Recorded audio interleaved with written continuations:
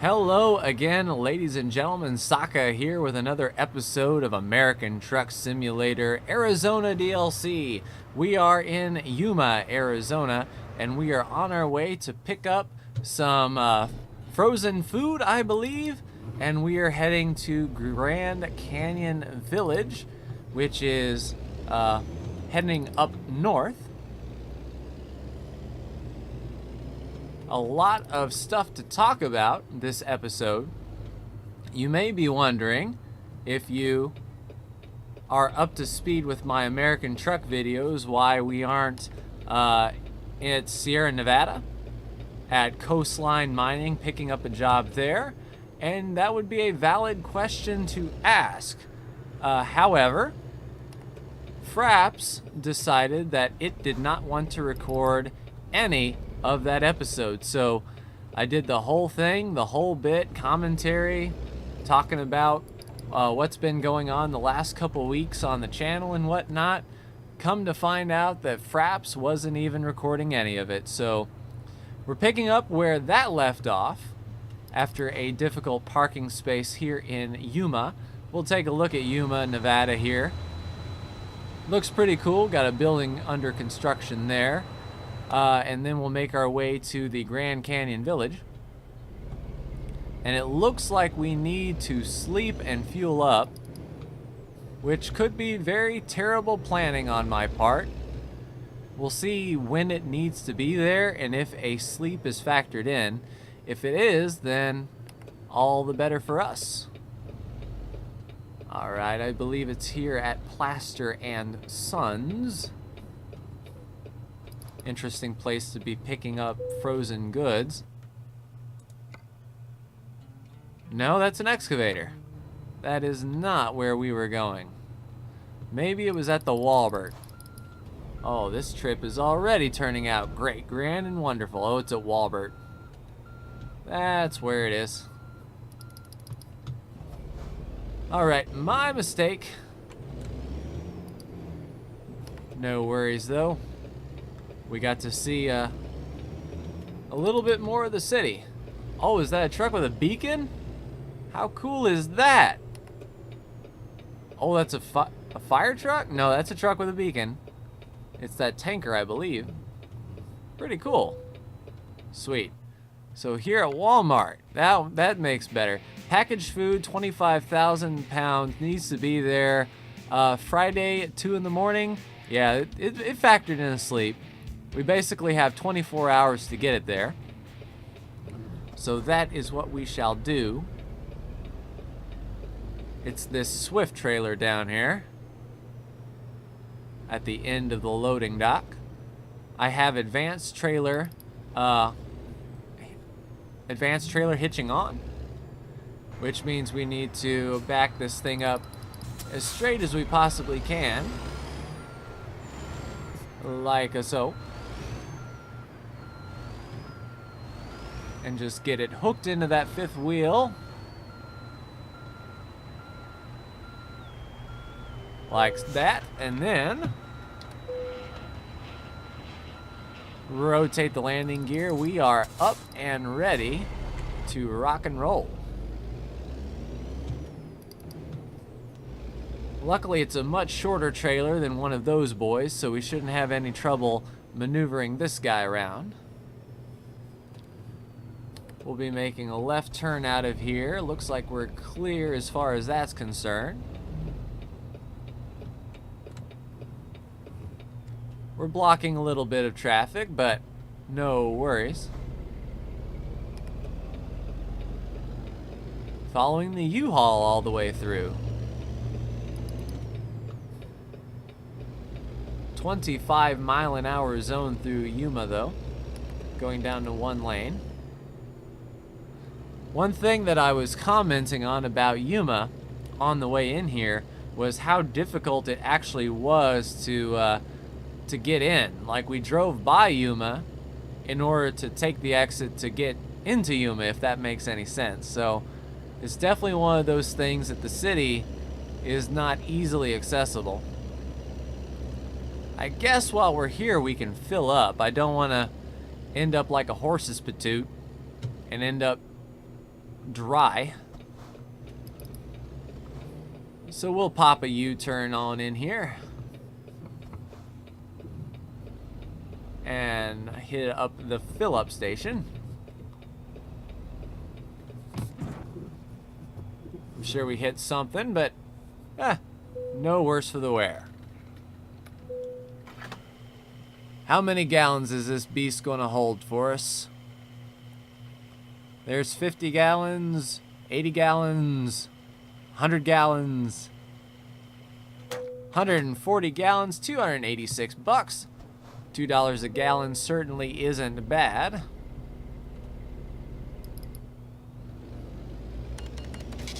All right, let's make a left out of here. Sorry, Mr. School Bus. We are going. See, this is the bridge that we crossed in order to get into Yuma. It's got these front loaders on it. It definitely looks it looks used for sure. This trailer looks awfully small for the truck. Anyway, leaving Yuma, heading towards Phoenix. Exit a pit road, and we are cruising.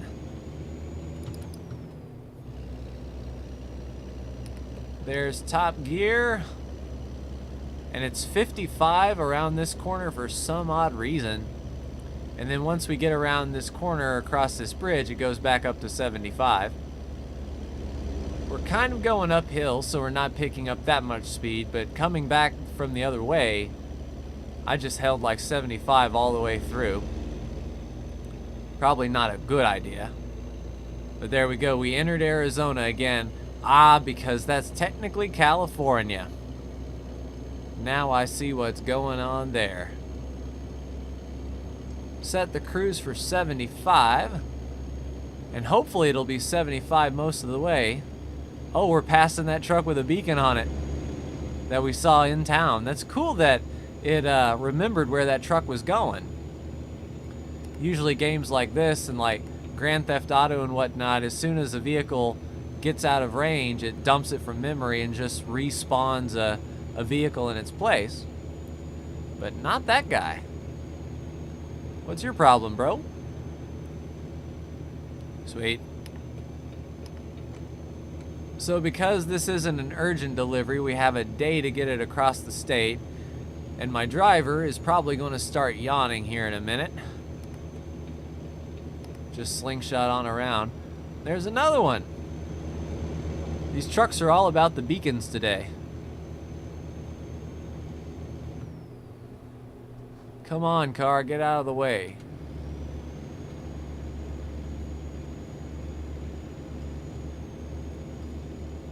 Sweet. Set the cruise and away we go. But Arizona is looking nice. 9:30 in the morning. We can get a good look at it. We can get a look at this truck impeding our progress. But yeah, nice, free, clear highways. Oh crap, we have to exit. We do indeed.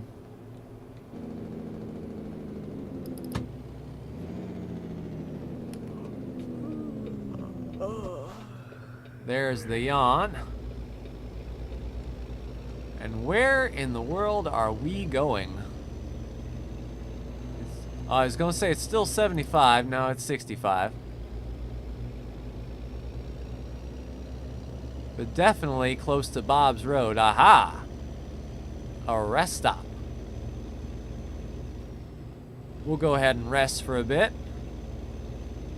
And then, of course, it'll be close to sundown. So we won't get to see much of Arizona in the sunlight, which sucks, but whew, freaking over the river and through the woods here. I can see why the speed limit's so low. We're like coming in the backside of Phoenix, it seems. I'll park over here. Oh, here's good. All right. That's good for you, that's good for me. Sleepy sleep. 8 p.m. We'll turn on our headlights. Ah, that nice Arizona sunset. Pretty cool stuff. All right, let's find our way out of here. I'm hoping this is an exit. Like all of these are open to the road. They are indeed. Oh, way to go. Just slam right into me. Did that damage a trailer? 2%. Yep, just my luck. Probably my fault. But right now it really doesn't matter. Accidents will happen, especially in Euro Truck Simulator when the AI is involved. Set our cruise for 75 once more. And now it looks like we've got a little bit of road I can talk to you. So since the last American Truck Simulator video came out, I ended up getting the Oculus Rift, and I actually played some American Truck in the Rift. It was pretty cool. Right now it's not natively, it's kind of natively supported. It's like they're going to have it in, but they're still sort of working out the kinks and everything. So it's in beta, essentially, and you have to like turn on the launch command for it. Let me over, bro. Fine, I didn't want to go over anyway. Oh, looks like we need to exit once more. I tell you, this highway system in Arizona is freaking confusing. But the Oculus support for American and Euro Truck are in there. You just have to know where to find it. Come on. 30? Really? And once I loaded it up, you got a real good sense of scale about how big these trucks are, and actually able to turn your head to use your mirrors, which was amazing. I don't know if it would be good for YouTube, because in order to get the frames for it, I had to turn down the graphics pretty well. Like on American Truck, I had to go from ultra down to medium, and you could tell like a visual difference. It didn't look as nice. The lights wouldn't come in until like they were right on top of you. Like things like that.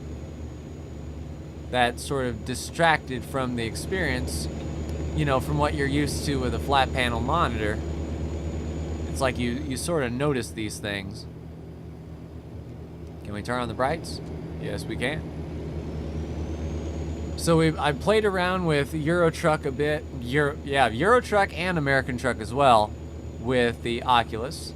Both were pretty impressive. Also, I finished up the Fallout Far Harbor DLC, so that's why I'm focusing on American Truck Simulator for this video today. Figured it's been a while since I uploaded the last one, so it's time to discover a little bit more of Arizona. And a game that I got recently that I'm very excited about is Hearts of Iron 4. I'm actually in the middle of a playthrough on Hearts of Iron, and I think I'll do a sort of a preview video on it for tomorrow's video. Sort of like a first look that, hey, if this is the kind of game it is, you might be interested. If this stuff sounds interesting to you, then pick it up, you know, sort of video. But it's interesting. I chose a country, and it takes place in World War II, or during the 1936 to 1946, essentially, and you can pick any country that existed in the world at that time to play as.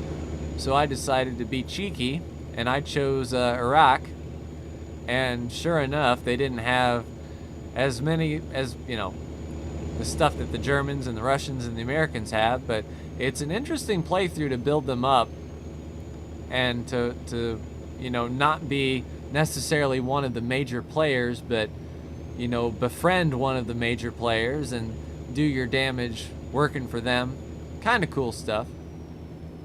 I don't know if I'm going to do a big playthrough with it.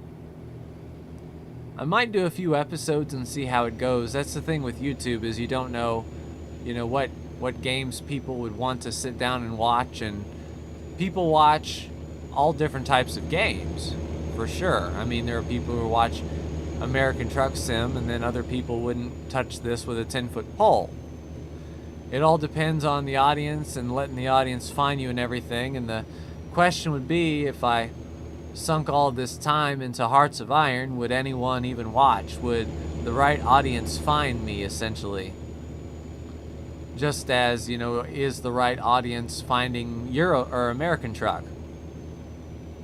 I have no idea why I keep saying Euro Truck. Maybe I'm tired. That could be. Not my character, but me actually being tired. What is this guy's problem? Oh, 25-mile-an-hour speed limit from 75. Because that's realistic. Luckily, the cops have a bit of a tolerance now in these patches here. They'll give you some time to slow down.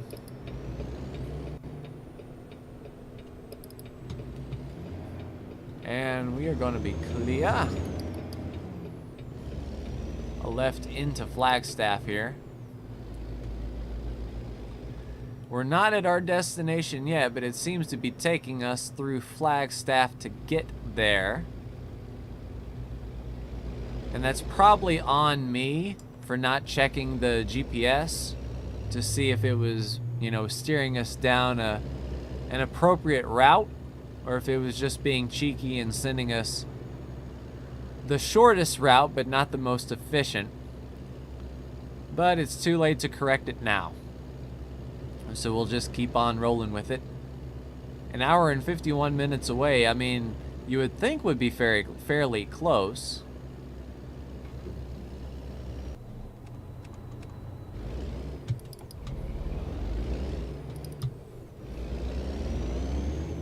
Yeah, sorry about that jump there. The game actually crashed on me while I was driving the road. Don't know what that was all about. But we should be back. We should be good to go. I'm hoping everything is recording. If not, I'm gonna have to drop off this delivery and record a third delivery just to get an episode out. I tell you, ever have those days where you feel like you shouldn't be doing something because every time you try it's wrong, or it doesn't seem to work in your favor? That's what I'm feeling tonight with recording. The first episode doesn't record at all, the second episode crashes. But we gotta keep plugging along. We have to keep on keeping on. Pretty interesting road here, for sure. It's I'm glad to see, you know, Arizona has some difference, although it does feel like we're kind of in California or Nevada. This part doesn't feel all that different. Oh, really? They're gonna make us cut. They're gonna make us cut across. Well, I'm not going to cut across. I'm gonna take the light and go straight ahead, because I'm not all about that. We're going right, so it's not too much trouble. We are good. Sweet. I don't know what town we're in or where we're going by, but that seems like a missed opportunity there. To have that hotel there and not be able to use it almost seems like a travesty. Or a tragedy, I guess. A travesty is a mockery of. A tragedy is just a shame. So yeah, Arizona desert. plenty of miles to go. Well, actually, it's just 20 minutes away. If only Fraps would have kept recording for these last 20 minutes. Oh yeah, heading to Grand Canyon Village. That's where we were trying to go. 55-mile-an-hour limit. Yeah, we're entering city limits, it seems. So we will back it down to 25 miles an hour. And it should be just up here on the left. Looks like we're going to Subway. Either that or I'm just hungry. But yeah, that tidbit sign looked like Subway. Not going to lie. And I imagine you guys want it over there. Or do you want it in the back here? Oh, if you guys got a loading dock back here. Oh yeah, you do. Sweet. This is actually a really cool drop-off. Alright, we're up on the curb a bit, but that matters not.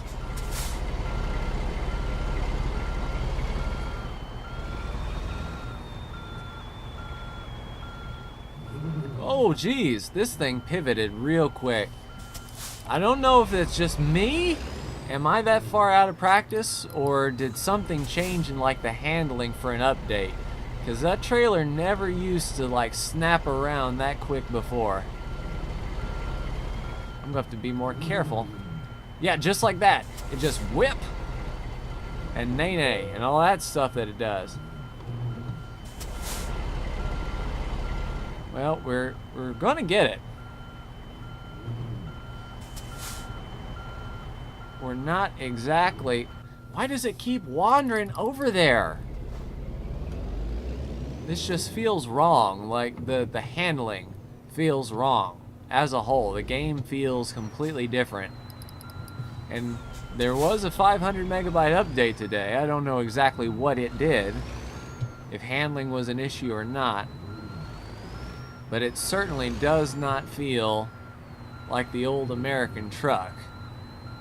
Either that or I'm just so out of practice I forgot what American truck is supposed to feel like, but for crying out loud, I didn't used to be this bad. Pop it in neutral, roll her back into the ramp, and there we go. Drop the landing gear. We're done here. 410, yeah, satisfactory because we had that damage. $800 off of our tab, but no worse for the wear. But that is going to do it for me, ladies and gentlemen. Yeah, we're sort of parked up here, no worries. But this has been Saka. Like, share, and subscribe if you are so bold. And I will see you in the next American Truck Simulator video. Take care.